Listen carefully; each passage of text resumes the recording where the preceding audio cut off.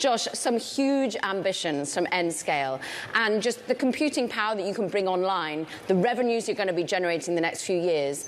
Just talk to us about how you achieve that necessary infrastructure, Josh. Well, thank you, Caroline. It's great to be here. Firstly, what I'll say is this is the fourth industrial revolution. This market is moving so fast, and we're still at the beginning. We're talking about a technology that is going to lead to, automated drug discovery, the extension of human life, truly autonomous agents, and the only thing that prevents that future is access to the scarce resource, which is the compute. And so Nscale solves this problem. We buy and build and deploy all of that infrastructure to allow for these products to be built and operated. And so not only is there just huge demand for the sector, but we're capturing it. And there's huge demand for your expertise, Sheryl, and to join boards. Why did you choose Josh? Why did you back Nscale? Why on the board? Well, the funny part of the story starts with his part, which is... Thinking about how I build the next great AI platform, what was most important to me is speaking to executives that have built great platforms before of global scale. And so certainly none better than Sheryl Sandberg. And so I tried for some time to get an introduction to Sheryl. And upon finally doing so, we scheduled a 30-minute call. And the first thing that she said to me was, I don't do boards and I don't do these calls. Right. So it was an inauspicious beginning, but I didn't do boards and I didn't do these calls, but what I saw in Josh, 90 minutes into our 30-minute phone call, was what I considered real visionary leadership. Over the next few weeks, as he was trying to get me to consider joining the board, he went away and he wrote a letter to his management team. And the only person I'd ever seen write like that was Mark Zuckerberg. This combination of a relentless desire for great, relentless desire for execution. And from my point of view, I joined Google when it was at 250 people, left at 20,000. I joined Facebook when it was 550 people, left, almost 100,000. So the opportunity to work with a founder I believe in, I joined right as the company was about 300, 400 people, so that same spot, and try to take some of the lessons we've learned and help a company I believe in this much scale really matters. I also really believe in the power of AI. I think we're at the very beginning. I started my career in global health. AI is going to mean that anyone in a remote village anywhere in the world could get skin cancer diagnosed at the same efficacy rate as someone in the Mayo Clinic. But that is going to take a build-out of infrastructure and compute. Right. And I really believe in Josh and Nscale's ability to do that. So I'm happy to be here. Josh, the term neo-cloud has actually also become quite broad. When I talk to people about Nscale, they say, well, Nscale is modular. How do you set yourselves apart from the other neo-clouds out there, many of whom come on this program and make quite similar pitches? Yeah. So I think the key distinction with Nscale is we are fully vertically integrated. Again, if you think about the challenge for the sector, it's actually landing the infrastructure on the ground and getting it plugged in. And the true scarcity, given the demand in the sector, is the land, the power, and then the chips. And so by and large, the neocloud sector is not really vertically integrated in that they don't own their own land and power. Nscale does. We own the land and power, we own the chips, and we own the software, delivering an end-to-end service to the counterparty. In addition, we recently acquired a company called American Intelligence Corporation in West Virginia, which adds an even further segment to that, which is the ownership of the power. This is a behind-the-meter site, which means that we're effectively taking natural gas and producing our own energy, which means it's not connected to the local grid and therefore subject to any kind of price increases for consumers. Sheryl, it's great to have you back on Bloomberg Television and on Bloomberg Tech.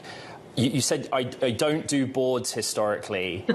with this role with Nscale, I think a lot of people are really interested if you go back to being an operator. With time, if you would join the executive ranks at Nscale, and whether you do or don't, the kind of operationally how you think you can help the company grow. So I've joined as both a board member as an advisor. I'm spending real time with Josh and his team. I have no plans to go on board full time. They have an incredible exec team. And my goal is to help them scale, help figure out how we structure, how we do corporate governance. I've helped recruit some other great board members. Nick Clegg, you mentioned, joined the board with me. Sue Decker, who is decades of experience chairing audit committees and in the financial world, and work with them to really scale their company. What I see in Josh is two things. Is real ambition to make a difference in how the AI build out happens. Make it sustainable, make it clean, commitment to local jobs as we scale and build, but also a commitment to excellence, to hiring the best people, to getting people into the right jobs, to structuring so that we can really execute. And it already has been a great pleasure to work this closely with someone I believe in. And also, Caroline, I know you always care about this, a really strong team of senior women. Head of AI infrastructure, CFO, head of security. Josh, before me, hired who he considers the best people, and a lot of great women in those jobs. I love that because it's something I'm passionate about. It's something that you spent your career advocating for, Sheryl, is diversity within the ranks of talent, but also you're advocating as well for clean energy. And I noticed you've got one other board seat with Teradot, and that is about carbon neutrality. So, Josh, I ask you, what about carbon neutrality for West Virginia? Because that's about natural gas. How do you think about that in the longer term? Yeah, sure. So broadly, the company thesis is to take sustainable energy and convert it into intelligence. So we first do this in the north of Norway. So we operate in the north of Norway using only hydropower. The north of Norway has such a large oversupply of energy due to basically the seasons. Effectively, during the winter, all of the glaciers melt over. And then in the summer, they all melt and create enormous waterfalls. And the Norwegian government has built large hydropower dams to capture that energy. But the challenge is it can't be exported. And so it's got to be consumed in region. So Nscale is building some of the largest AI infrastructure projects on the European continent in the north of Norway, taking otherwise stranded energy and converting it to intelligence. The same goes for our projects in Texas, as an example. In Texas, you've got a similar oversupply of renewables and other energy, but it's in remote location. So we're building some of the largest infrastructure projects in North America in this location in order to convert that to intelligence. Now, in West Virginia, we're doing the same thing, but slightly different. In West Virginia, we're producing our own energy. One of the challenges with the North American grid is constraint. And so we felt that producing our own energy with natural gas generators, i.e. behind the meter, was the best way to scale sustainably, but also not impact local prices and the grid. Sheryl, you're very used to being inside companies that are just truly global, right? I'm listening to what Josh is saying. Nscale gets a lot of credit because it's a kind of a leader in Europe.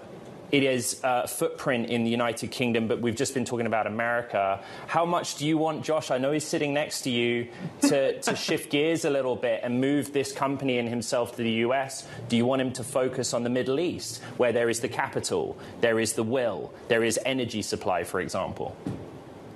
Well, I'll let him answer that, but certainly this is global, right? This is a global company started in London and continuing to expand all over the world. Yeah, so I mean, Josh, today we're operating in 5 countries. We have plans for 15. Naturally, North America is the center of the universe for artificial intelligence, both with startups, with larger customers, with access to capital. And so naturally, I spend a lot of my time here. But as Sheryl said, this is a global market, and I'm spending most of my time on a plane as a result.